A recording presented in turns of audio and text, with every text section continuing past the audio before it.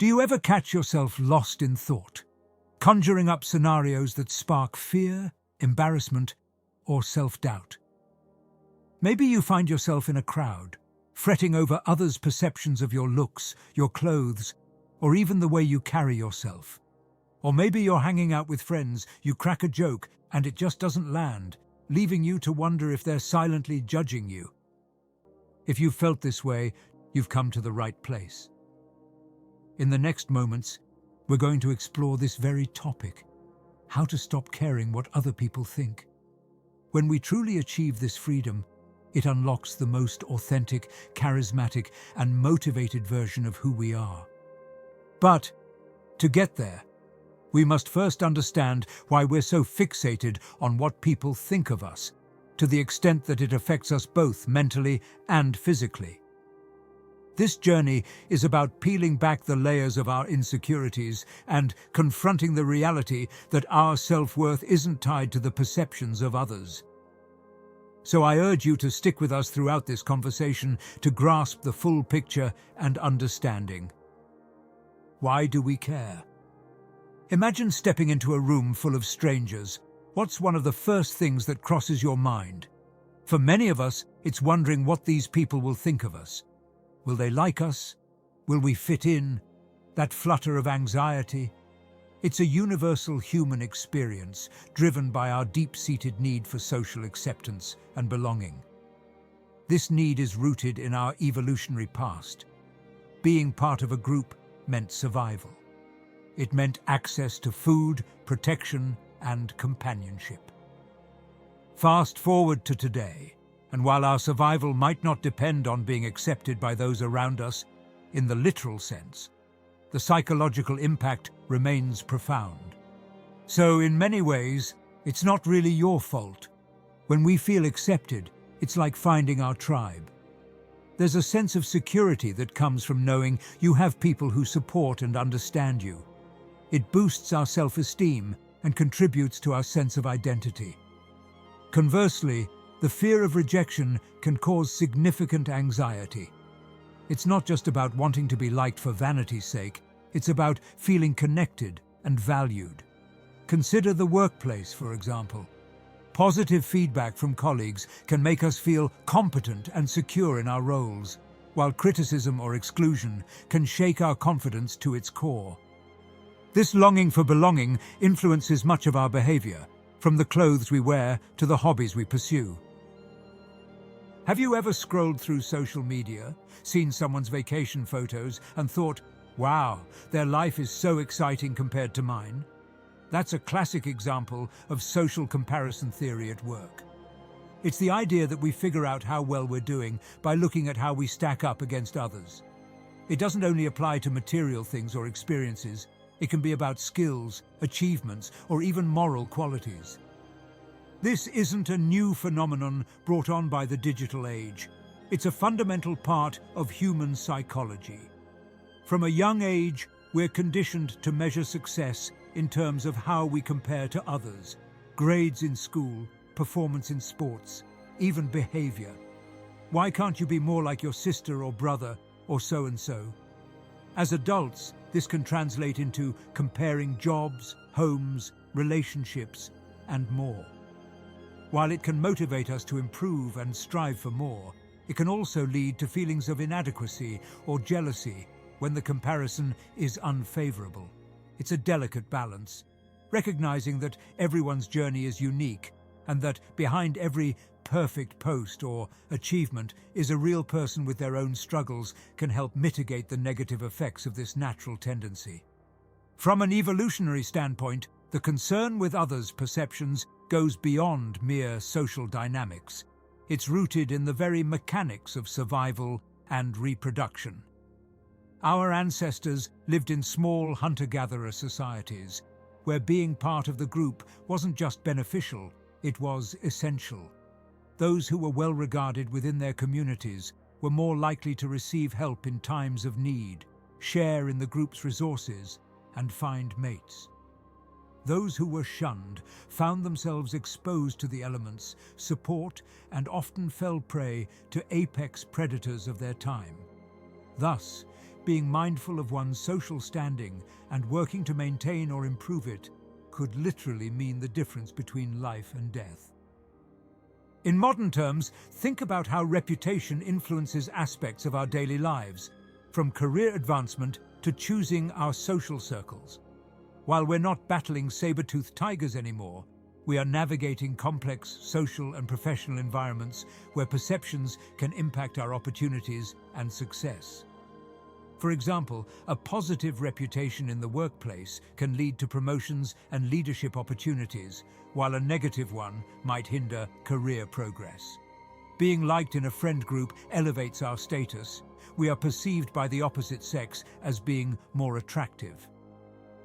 This need to be seen in a good light is why we often try so hard to look good, share our successes, and act in ways that make people think well of us. It's not just about wanting to be liked. It's a strategy we've inherited from our ancestors to improve our social standing and our chances in life. From the moment we open our eyes to the world, we're gently guided into a dance of do's and don'ts. As toddlers, our universe is bordered by the comforting yet firm words of our parents, guiding each step, each action, under their watchful eyes. "Ask before you take," they'd say, or "be careful with that." It's an early lesson in seeking approval, in navigating the world within the boundaries set by others. As we mature, the voices of authority expand and multiply. Teachers with their red pens circling errors, professors with their deadlines and formatting requirements, bosses with their expectations of professionalism and productivity. Each stage of life introduces a new set of rules, a new guidebook to follow. This constant guidance, this perpetual oversight, shapes us in profound ways. But in this process of becoming well-oiled parts of society's machinery, a critical piece of our identity may begin to blur. Are we merely the sum of our adherence to rules and expectations? Or is there more to us, a unique essence waiting to be acknowledged and embraced? Think about these questions for a second. Who am I? Am I just living how others expect me to? What things truly make me happy or unhappy? Have I been living by my own values and beliefs? If these inquiries stir a sense of frustration or a longing for something more, it's a signal. A signal to stop trying so hard to make everyone else happy and start accepting yourself as you are. Making this change can really turn your life around. You'll find yourself feeling less tired from hanging out with people, more sure of yourself, and living your life with more purpose and excitement. Understanding the why is just the first step to change, but this will all be in vain without knowing the how. The real journey to finding our own voice begins when we learn to assert ourselves and take decisive steps towards a life that reflects our true worth and aspirations. Here are 8 practical strategies and mindset shifts to help with that. Before we proceed, a humble request.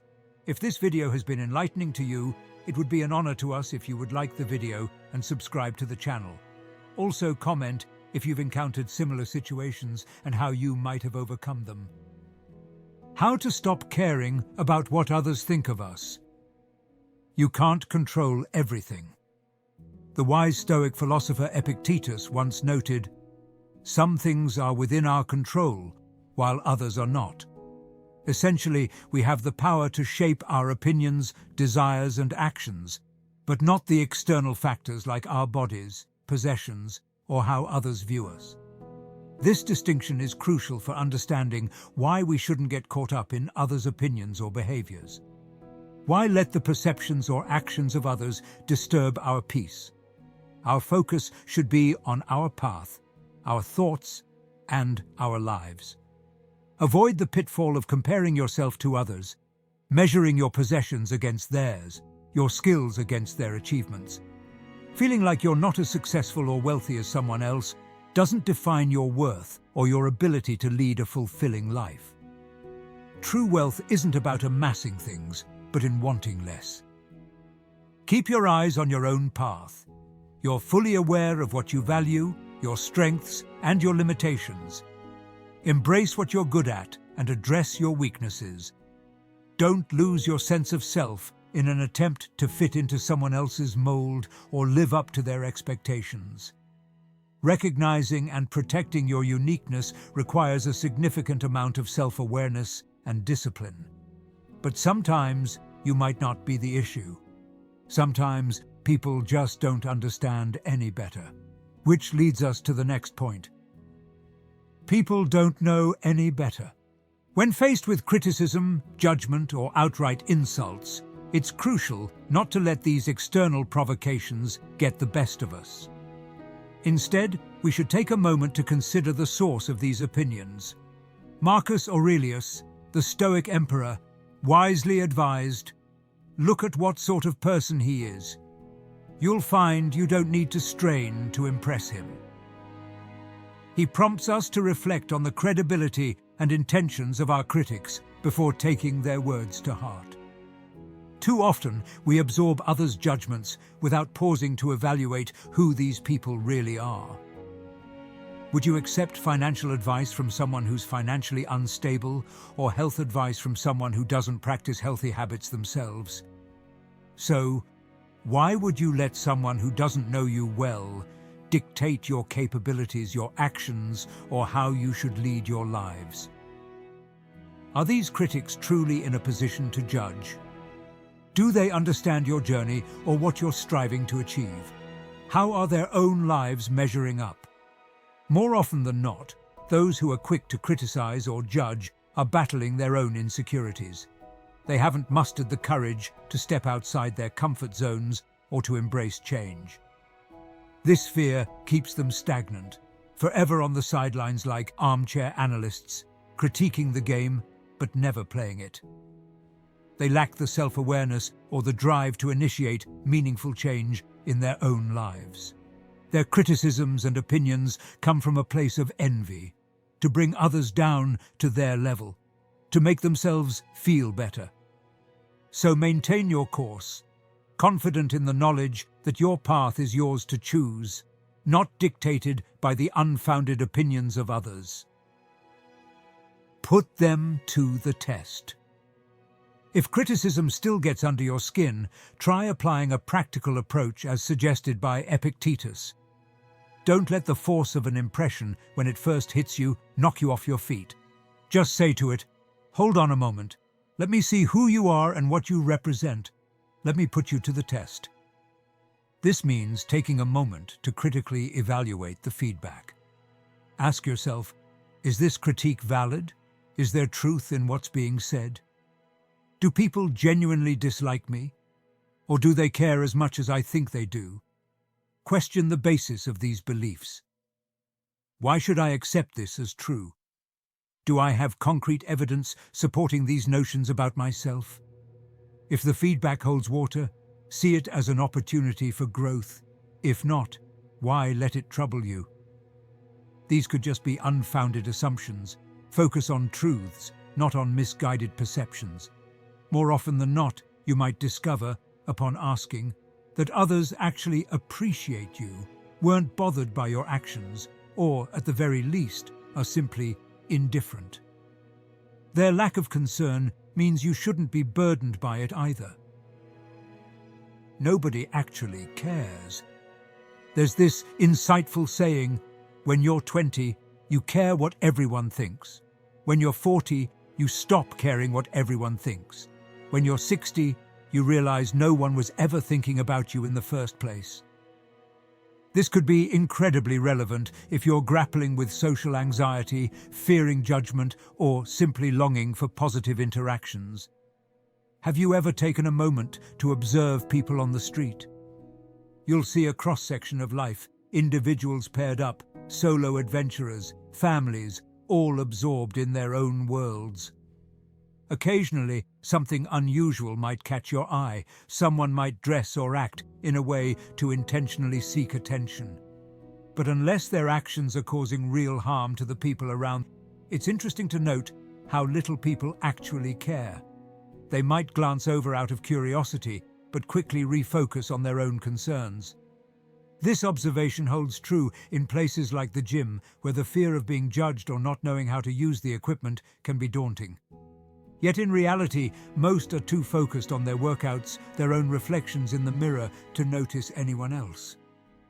We often overestimate how important we are in other people's lives, especially to those who don't even know us.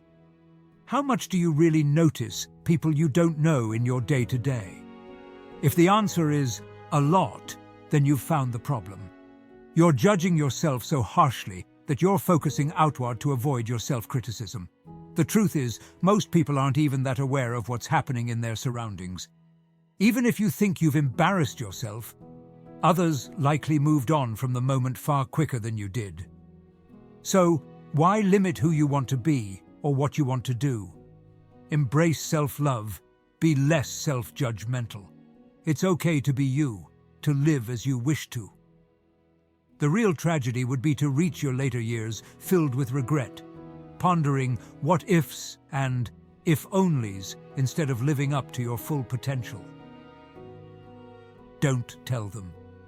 If you're not keen on hearing someone else's opinion or judgment on a matter, the simplest solution is to keep it to yourself.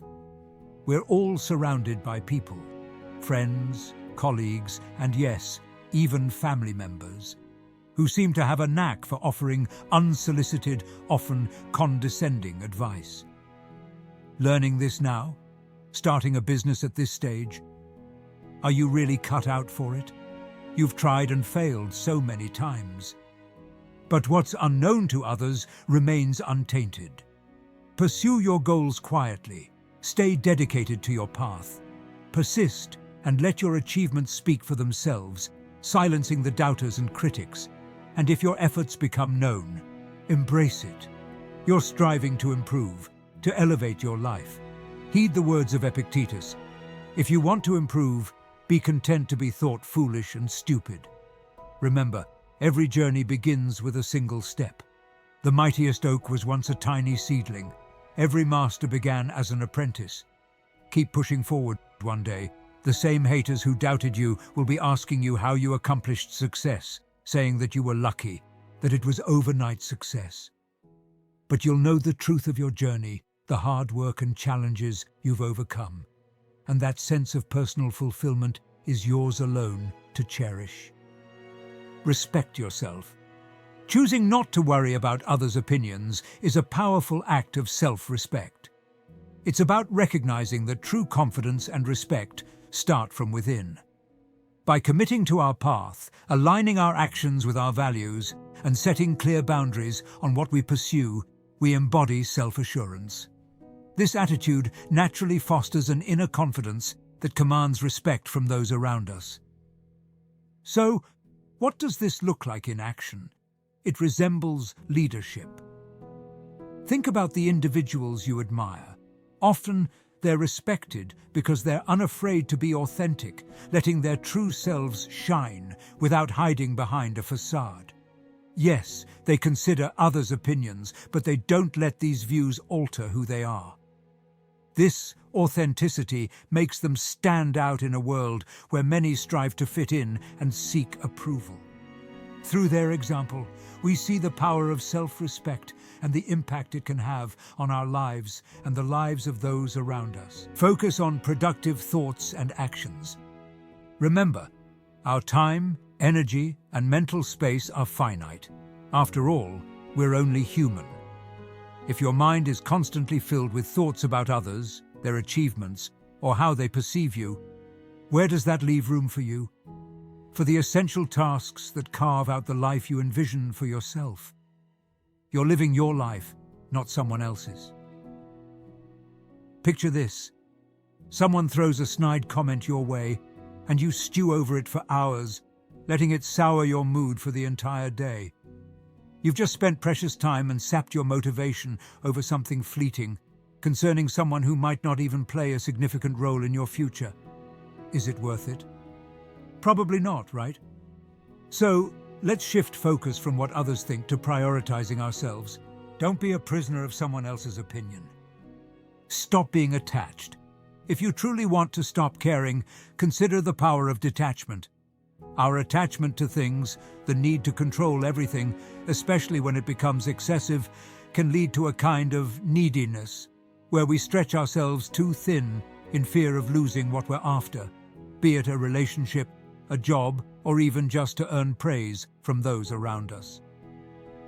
Our desperation for approval and recognition can become apparent, weakening our stance and, ironically, leading us to sabotage our own desires, yielding poorer outcomes. Seek not that the things which happen should happen as you wish, but wish the things which happen to be as they are, and you will have a tranquil flow of life. Epictetus advises us to detach from our fixation on specific outcomes, especially the need to always be seen favorably by others. In our modern world, awash with abundance, nearly everything holds the potential for replacement. Everything, that is, except our time on this earth. Why, then, should we cling to the expectation of universal approval, a feat as unattainable as it is unnecessary? Our true worth emerges not from external validation, but from our authenticity, our unyielding sense of self, regardless of the approval or disapproval of others. It's in this authenticity that we attract those who appreciate us for who we truly are, crafting a life that's not only fulfilling, but one we can genuinely be proud of. Remember that the journey to caring less about others' opinions isn't about indifference to the world around us, but about focusing on what truly matters. Living authentically, valuing our time, and cherishing the relationships and pursuits that align with our deepest truths.